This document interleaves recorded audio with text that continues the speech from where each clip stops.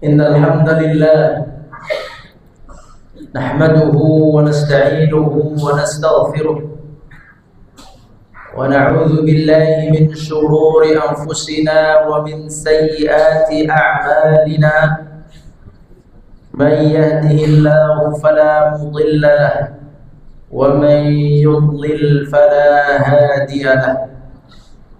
أشهد أن لا إله إلا الله وحده لا شريك له وأشهد أن محمدا عبده ورسوله لا نبي بعده. اللهم صل وسلم وبارك على نبينا محمد وعلى آله وصحبه أجمعين. قال الله تعالى: أعوذ بالله من الشيطان الرجيم. بسم الله الرحمن الرحيم. يا أيها الذين آمنوا اتقوا الله حق تقاته ولا تموتن إلا وأنتم مسلمون. وقال رسول الله صلى الله عليه وسلم: اتق الله حيثما كنت وأتبع السيئة الحسنة تمحها. عباد الله، أوصيكم ونفسي بتقوى الله وطاعته لعلكم ترحمون. Sidang jamaah Jumat yang dimuliakan Allah Subhanahu wa ta'ala. Puji syukur, berterima kasih dan bersyukur kepada Allah yang telah menciptakan kita dari tidak ada, diciptakan oleh Allah dari air yang hina, dibentuk oleh Allah menjadi makhluk yang sempurna, keluar menjadi seorang bayi, dan saat ini alhamdulillah dewasa besar dalam keadaan sehat walafiat. Kita bersyukur minimal dengan mengucapkan kalimat tahmid, yaitu alhamdulillah ya rabbil alamin.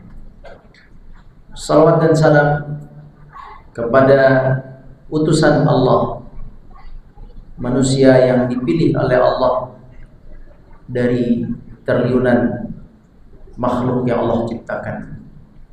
Satu sebagai nabi yang terakhir, utusan terakhir, menyampaikan pesan-pesan Allah sang pencipta, yaitu Nabi kita, Nabi besar Muhammad sallallahu alaihi wasallam. Sidang jamaah Jumat yang dimuliakan Allah, tidak ada pesan yang terbaik dari seorang muslim kepada saudaranya melebihi pesan takwa. Pesan takwa adalah pesan para nabi dan para rasul. Maka khutbah Jumat pun dijadikan pesan utamanya adalah takwa kepada Allah. Maka kaum muslimin, bertakwalah kepada Allah. Bawalah takwa itu keluar masjid. Bawa dia keluar masjid. Bawa perintah Allah ketika antum sedang mencari rezeki, bekerja.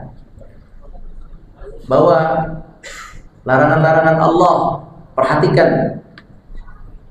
Jangan dilanggar ketika antum mencari rezeki atau bekerja. Ikuti aturan Allah. Silakan hidup di dunia ini di tempat yang sudah Allah berikan. Tapi ikuti perintah Allah. Jika ada perintah salat, jalankan dengan sebaik-baiknya. Jika ada larangan, jangan curang. Jangan mengambil hak orang lain. Jangan menipu. Maka jangan menipu. Jauhkan larangan-larangan Allah. Jangan mengganggu yang bukan mahram, maka jangan diganggu. Jaga mata, maka jaga mata. Jaga makanan, cari yang halal, jangan yang haram, maka jagalah makanan. Bertakwalah di luar. Karena kalau di masjid semua bertakwa, semua takut, di sini bermaksiat. Bawalah keluar, bertakwalah kepada Allah. Jangan khawatir Anda kekurangan dan menjadi fakir. Allah jamin orang yang bertakwa menjaga hukum Allah di luar, saat berkeluarga, saat berjalan-jalan, saat dia mencari nafkah, saat dia bekerja, saat dia berdagang, dia jaga hukum Allah. Allah janji, wa may yattaqillaha yaj'al lahu makhraja. Barang siapa yang menjaga Allah dengan takwa, maka Allah akan bukakan pintu-pintu jalan keluar dari setiap urusan hidup dunianya. Dibukakan jalannya, dimudahkan. Wa yarzuqhu min haitsu la yahtasib, diberikan rezeki dari tempat yang tidak dia kira-kira. Allah jamin kemudahan, tidak Allah jamin kekayaan. Hati-hati, takwa itu bukan menjadikan antum kaya, bukan, tapi menjadikan antum mudah urusan dan tercukupi rezeki. Gak akan fakir biiznillah ta'ala. Oleh karena itu kami nasihati agar takwalah kepada Allah. Gak ada lagi yang lebih baik daripada takwa. Wa tazawwadu, berbekallah kalian, bekalkan diri, paksa diri ini, bersungguh-sungguhlah, mujahadah, sungguh-sungguh, bersabarlah, bawa diri ini dengan sabar, dengan tenang. Untuk apa? Wa tazawwadu, untuk berbekal dengan takwa. Fa inna khairaz zadi taqwa, dan sebaik-baik bekal adalah takwa. Wattaquni, kata Allah, dan takwalah kepadaku, kata Allah Subhanahu wa taala. Sidang jamaah Jumat yang dimuliakan Allah. Tema kita hari ini adalah Allah berfirman, wasta'inu bis-sabri was-salah. Ini tema kita. Wasta'inu, mintalah tolong kepada Allah, bis-sabri, dengan sabar, was-salah, dengan salat. Kalau antum butuh pertolongan, mintalah pertolongan kepada Allah, jangan kepada yang lain. Kalau antum orang yang beriman, yang mengaku asyhadu an la ilaha illallah wa asyhadu anna Muhammadar Rasulullah, bersyahadat Allah tiada Tuhan selainnya, Muhammad adalah utusan Allah, maka tidak ada peluang bagi kita meminta tolong kepada selain Allah. Tidak ada dukun, tidak ada paranormal, tidak ada orang-orang yang kita yakini bisa menerka-nerka nasib kita atau mengatur nasib kita. Semua kita minta kepada Allah. Walaupun kita datang ke seorang dokter atau ke seseorang yang akan menolong kita, tetap hati kita memintanya kepada Allah, agar Engkau mudahkan fulan dan membantu saya. Tetap Allah menjadi rujukan kita. Allahus Samad. Maka kaum muslimin, yang pertama ista'inu, minta tolonglah kepada Allah. Dan kita sering bicara, mengucapkan dalam salat, iyyaka na'bud, hanya kepadamu kami menyembah, wa iyyaka nasta'in, dan hanya kepadamu kami mohon pertolongan. Tapi sering sekali kalimat itu hanya ucapan belaka. Buktinya setelah keluar dari masjid, minta tolong kepada dukun, paranormal, kepada jimat dan lain sebagainya. Minta tolong kepada Allah. Dan perlu iman untuk antum bisa kokoh minta tolong kepada Allah. Perlu iman yang kokoh, yang kuat, yang teguh bahwa Allah lah yang maha menolong.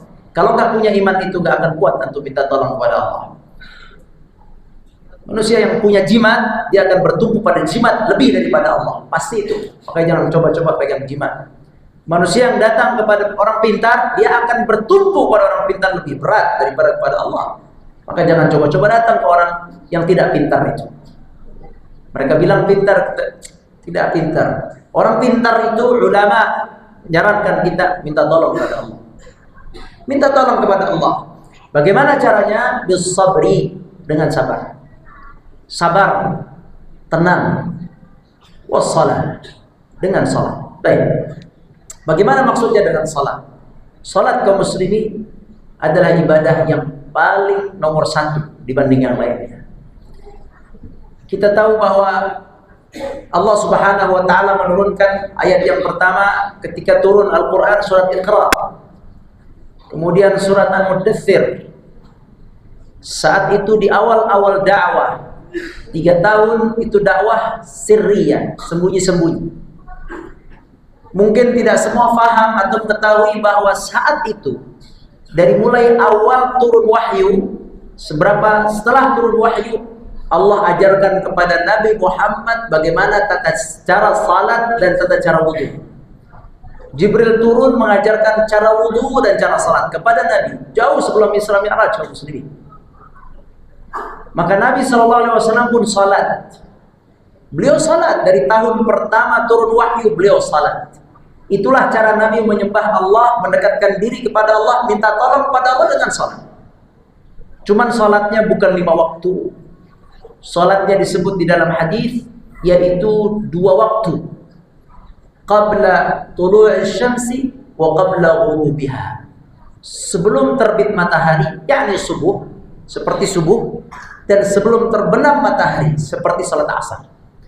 Itulah 2 salat yang dilakukan oleh Nabi dan para sahabat yang masuk Islam di awal-awal dakwah Islam. Mereka sudah mulai salat. Salat mereka sembunyi-sembunyi. Kalau yang baca sejarah akan kelihatan di situ mereka akan pergi ke kaki-kaki gunung untuk melaksanakan salat.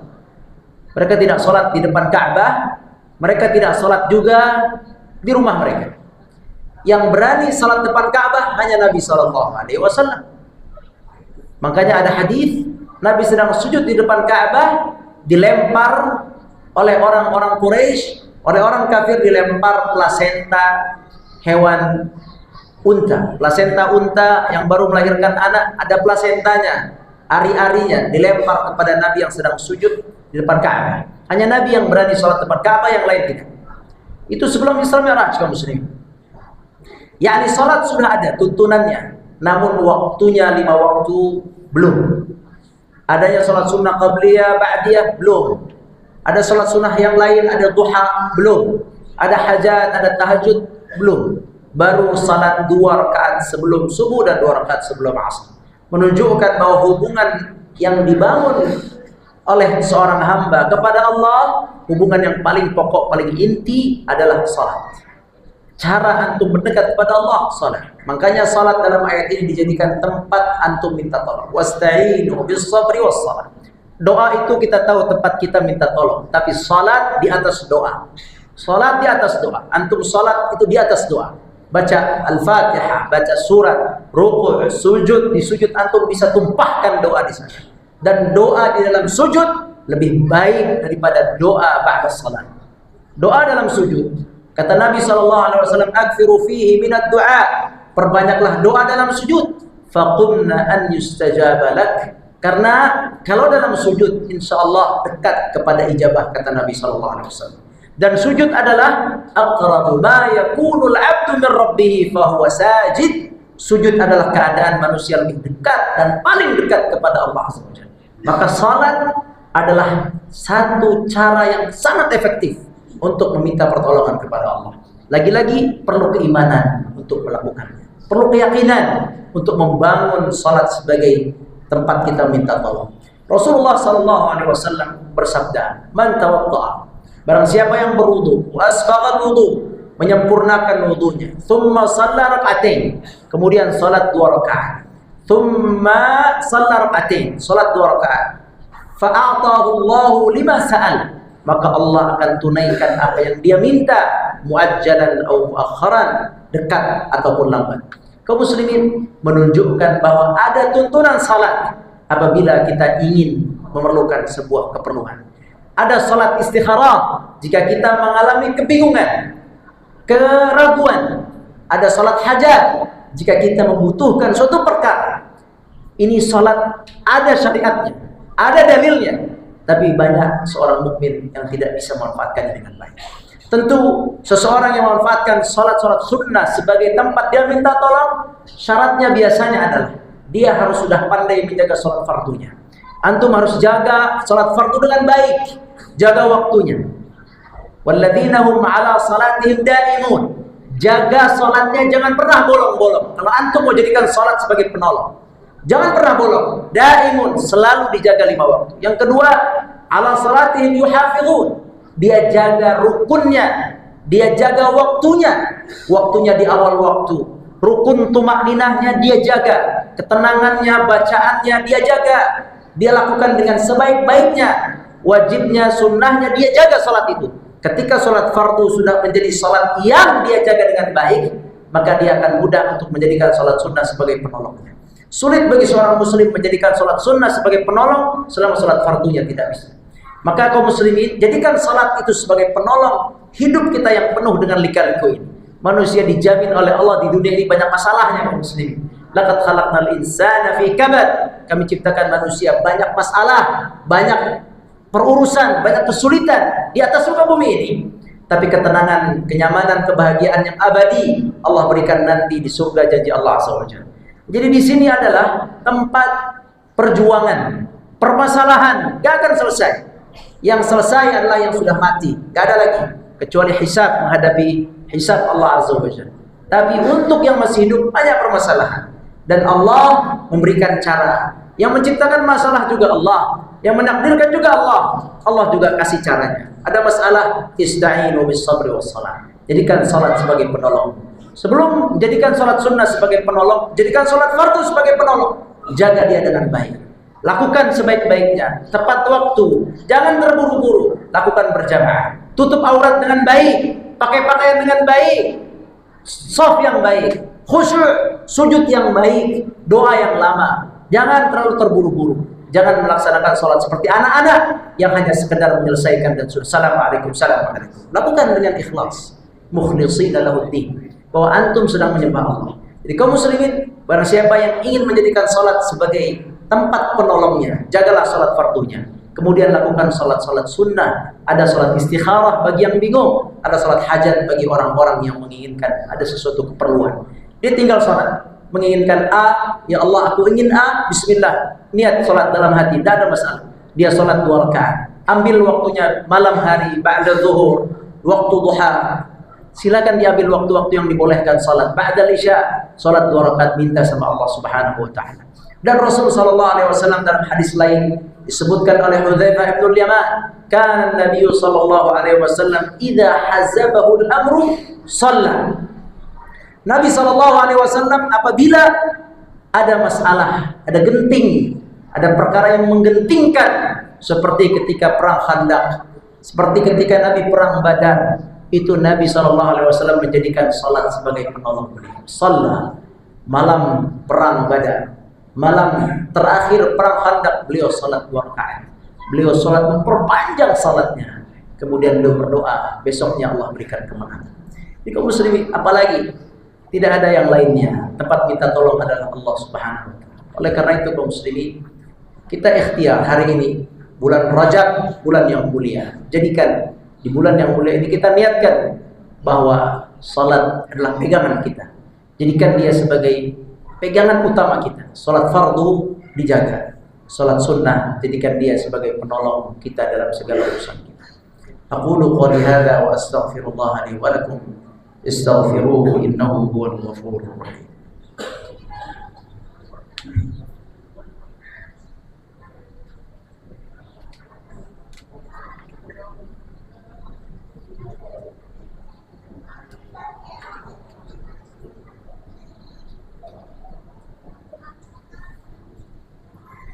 Alhamdulillahi Rabbil Alamin, wassalatu wassalamu ala ashrafil anbiya'i wal mursalin wa ala alihi wa sahbihi ajma'in.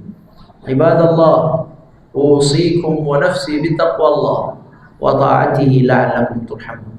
Sidang jamaah Jumat yang dimuliakan Allah, yang pertama, bawalah takwa keluar. Bertakwalah antum setelah keluar dari masjid ini. Yang kedua, jagalah salat fardu, jadikan dia sebagai penolong. Yang ketiga, minta tolonglah dengan salat-salat sunnah kepada Allah Subhanahu wa ta'ala. Semoga Allah kuatkan iman kita, Allah bimbing kita terus ke jalannya, Allah jadikan hari-hari kita yang esok lebih baik daripada hari-hari kita yang kemarin. Allahumma amin ya rabbal alamin. Qala Allah ta'ala, innallaha wa malaikatahu yusalluna 'alan nabi ya ayyuhalladzina amanu sallu 'alaihi wa sallimu taslima. Bismillahirrahmanirrahim. Alhamdulillahi rabbil alamin. الصلاة والسلام على أشرف الأنبياء والمرسلين وعلى آله وصحبه أجمعين. اللهم اغفر للمسلمين والمسلمات والمؤمنين والمؤمنات الأحياء منهم والأموات، إنك أنت السميع قريب مجيب دعوات يا قاضي الحاجات. اللهم اغفر لنا ذنوبنا ولوالدينا وارحمهما كما ربيانا صغارا. اللهم يا مقلب القلوب ثبت قلوبنا على دينك وطاعتك. اللهم يا مصرف القلوب صرف قلوبنا على دينك وطاعتك يا أرحم الراحمين. اللهم إذا أردت فتنة قوم فأعنا يا رحمن على هذه الفتنة، فاصرف عنا هذه الفتنة يا أرحم الراحمين، فتوفنا غير مفتونين يا رب العالمين. اللهم ربنا أعنا على ذكرك وشكرك وحسن عبادتك يا أرحم الراحمين. ربنا آتنا في الدنيا حسنة وفي الآخرة حسنة وقنا عذاب النار. فسبحان ربك رب العزة عما يصفون وسلام على المرسلين والحمد لله رب العالمين. أقيموا الصلاة.